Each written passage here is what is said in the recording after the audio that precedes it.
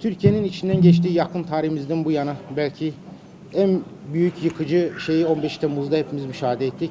Bu noktadaki duruşumuz milletten ve devletten yana olan tavrımızı ilk günden, ilk saatlerden ortaya koyan bir sivil toplum kuruluşu olarak hizmete devam ettik. Devam etmeye de devam ediyoruz.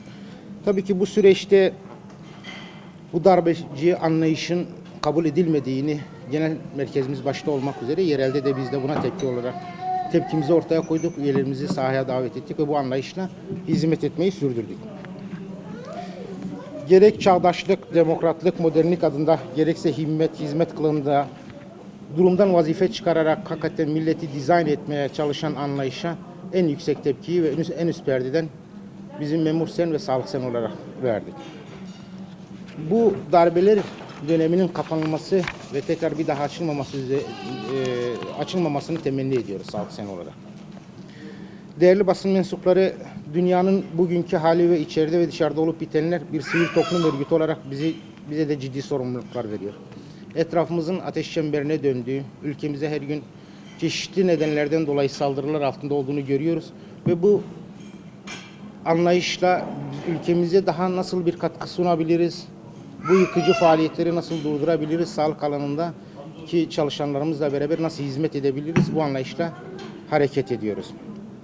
Var olan politikaların çözebileceğinden daha büyük bir hızla ve yeni ihtiyaç meselelerinin ortaya çıkması, biraz önce de konuştuğumuz gibi belki yeni gelen Suriyelilere hizmet verilmesi ve benzeri şeylerin açılması, konuların açılması ve bunlara yönelik biz nasıl bir tedbir alabiliriz, sağlık çalışanlarıyla beraber bunu nasıl yürütebiliriz, bu anlayışla hareket ediyoruz.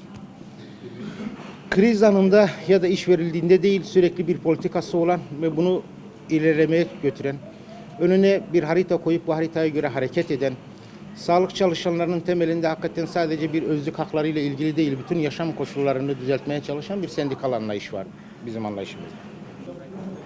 Şimdi şöyle söyleyeyim, bizim Urfa'daki hiçbir hastanenin kapanması sağlıkçı olarak bizim temelimiz değildir yani. Ama devletin hakikaten koyduğu mevzuatın dışında bir şey varsa, somut bir delil varsa devlet buna karar verir. Aslında hastanelerin kapanması diye bir şey yok. SGK ile anlaşmaları bazen feshediliyor. O şekilde yani devlet sözleşmesini feshediyor. En son bir hastanemizle ilgili böyle bir şey daha gelişti yakın zamanda geçen hafta içerisinde. Bunun da kapanmaması gerektiğini en yüksek perdede yine bakanlık düzeyindeki girişimler sonucu sadece bir Sağlık Sen olarak değil yani diğer sivil toplum kuruluşları da Tabipler Odası da bu girişimlerde bulundu. O mağduriyet giderildi yani hani şöyle bir şey var. Biz hakikaten kim olursa olsun hiçbir hastanenin kapatılmasını istemiyoruz çünkü bu insanlara hizmet ediyor. Zaten herkes özel ya da devlet anlayışı yok yani hani bizim ağzımız alışmış özel hastaneye. Onlar da SGK ile anlaşmalıdır. Aynı bizim mevzuata tabidirler yani. Millete hizmet üretme noktasında. Tabii ki bu kimseye sonsuz bir güç tanımıyor. Yani ben ne yaparsam yapmam.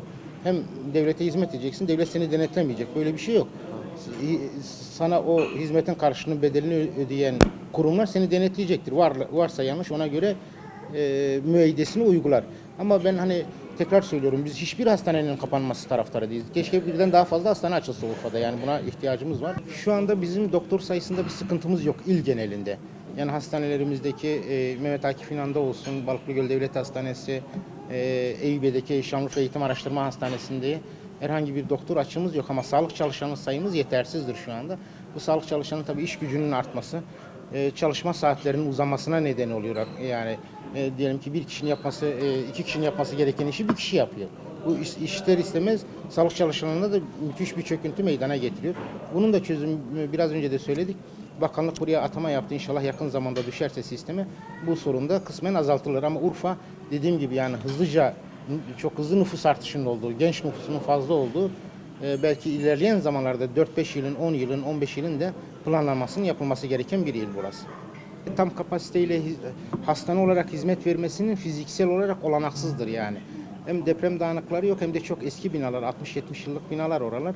Ama orada mağduriyetin önlenmesi açısından semt poliklinikleri şartında dizayn edildi. Şu anda Haliliye Devlet Hastanesi eski OSEMA Hastanesi'nin içinde kadın doğum ve çocuk branşları hizmet vermeye başladı. Yani bu bölgeye hitap etmesi açısından söylüyorum. Yine Şehitlik'teki bölgede fiziki şeylere tamamlandı. Muhtemelen yakın zamanda hizmete girer. Oranın bir röntgen eksiği vardı. Onu arkadaşlar tamamlamaya çalışıyorlar. Orada da pediatri yani çocuk branşları ve diğer branşlar Sempoliklinik tarzında hizmet verecekler.